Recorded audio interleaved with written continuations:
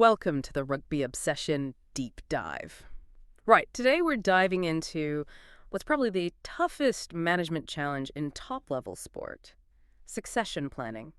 Especially when you're the champs. We're talking, of course, about the South African Springboks, reigning World Cup winners, and the incredibly tricky balancing act their coach, Rassie Erasmus, is pulling off right now. Yeah, it's fascinating, isn't it? Because this challenge, this whole problem, it's purely a result of success. Winning back-to-back World Cups. So we're digging into the sources, the commentary around this, especially the really insightful stuff from former Springbok captain Jean de Villiers.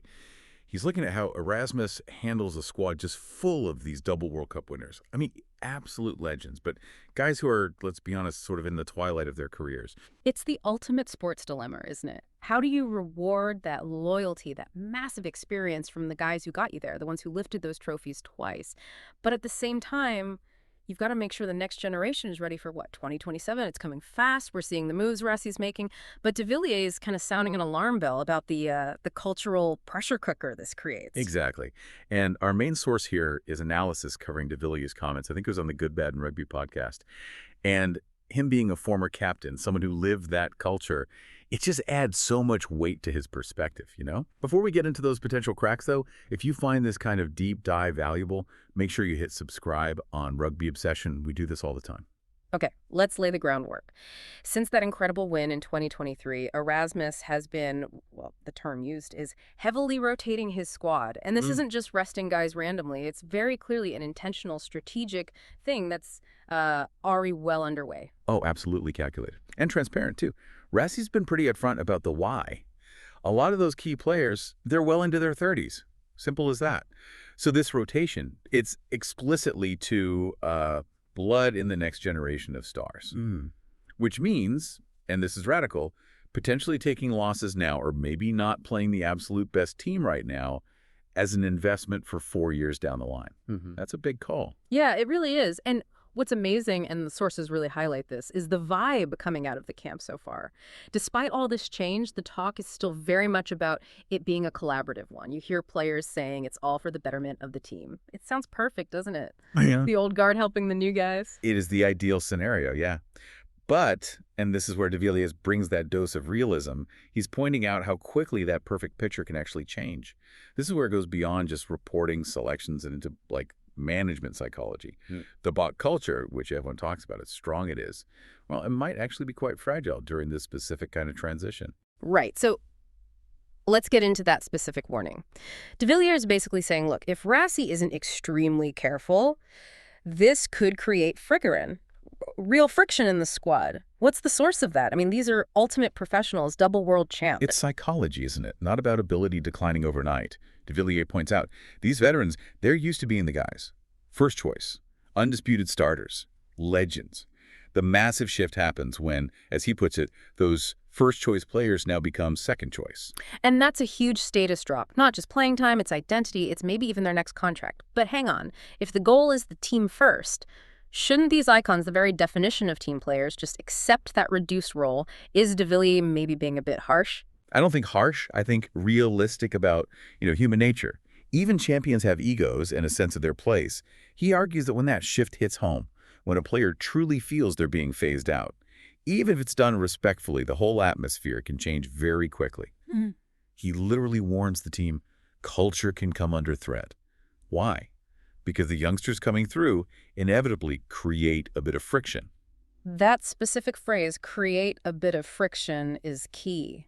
And he really hammers it home, doesn't he? With that conclusion, just one guy having an issue can become a very big problem. Just one unhappy veteran, used to being the man, could potentially unsettle that famously tight group. That's the leadership test right there. Rassie isn't just managing fitness and tactics. He's managing egos, legacies, emotions. How do you look a guy in the eye, a guy who just won you a World Cup, and say, your main job now is helping the next guy from the sidelines? It's immensely difficult. And this isn't just theory, it's happening now, in selection meetings every week.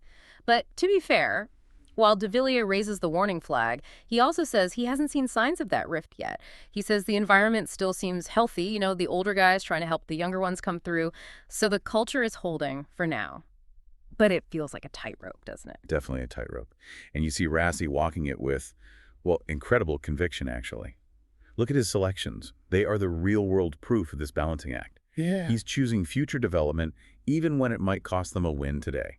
The fly half situation is the clearest example, isn't it? Erasmus himself said recently they were tempted, really tempted, to pick Handré Pollard, the Iceman, the general, Yeah. proven winner. But then he explained why Sata Feinberg Mungamazulu needed to start. Needed to. Exactly. And that word needed carries huge weight. Fly half is everything, it's the control center. Choosing the young guy, Feinberg Mungamazulu, over Pollard. That's not just rotation, that's consciously picking potential future mastery over guaranteed present security. It signals Rassie is truly willing to risk short-term results for that long-term 2027 goal. It really shows the commitment to the plan. And he was brutally honest about it, too. Remember that quote about the team facing Argentina at Twickenham? He just came out and said it was definitely not the strongest Springboks team.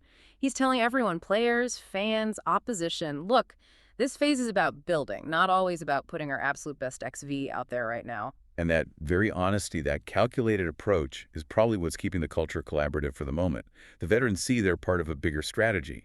But like de Villiers warned, the danger point is when those rotations stop feeling strategic and start feeling, well, permanent. The moment they feel they've truly become second choice for good, that's when that collaborative spirit gets really tested. Which brings us to a really interesting question for you listening right now. How should coaches handle this, these legends nearing the end? Is Rassie's way, this calculated, sometimes tough rotation, the only path to ensure success in 2027? Or should you just ride your proven stars until the wheels fall off? We genuinely want to hear your opinions on this. How are the books handling it? Let us know. And the best way to get involved is definitely subscribing to Rugby Obsession. Absolutely. And, stepping back a bit, this kind of management, this transparency, it actually earns massive respect globally, even if it causes some internal headaches. Yeah, definitely. You see comments like Sam Warburton's former Wales captain, huge figure saying he admires the Books and Rassie so much he'd run through brick walls for him. That kind of external praise shows that whatever friction de Villiers is warning about internally, the overall mission, the culture Erasmus leads, it's seen as incredibly strong from the outside. And it's interesting because this challenge, player turnover, it happens everywhere. But the approach is different. If you look across the ditch, the All Blacks, Scott Robertson is also making bold calls, shock selections, according to some reports. But it seems more reactive, driven by an injury crisis, and it's creating what some sources called a rather confusing situation, especially in their back row. That's a great point. The contrast is pretty stark, isn't it? The All Blacks seem forced into changes by circumstances, maybe a bit of crisis management, whereas Rassie Erasmus is choosing this turnover. From a position of ultimate strength, he's basically inviting this challenge, which, if he pulls it off and keeps that culture strong, makes it an even bigger leadership achievement. That's the crucial difference, I think. The sources clearly show how valuable that veteran experience is. You can't just throw it away. But de Villiers' warning cuts right to the heart of it. The biggest challenge after winning isn't just winning again, it's managing the transition that comes after the peak. For the Springboks, they built this amazing collaborative culture. The massive question now is, can they keep it intact as the game time, the status, inevitably shifts to the new generation? That's the story for the next 3 years, isn't it? It's almost a race. Can they bring the young guys through successfully before, that potential ego friction among the legends bubbles up and destabilizes things? It's like watching a masterclass in high-stakes risk management unfolding in real time. We'll be watching every move. It really is an incredible dynamic. It's high-performance sport mixed with, top-level corporate succession planning.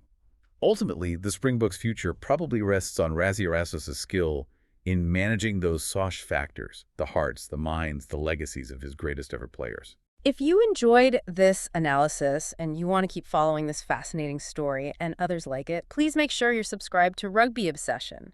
That way, you won't miss any of our future deep dives. Because understanding the why is just as important as knowing the what's. Thank you for listening to the Rugby Obsession Deep Dive, and we will look forward to you listening to our next episode.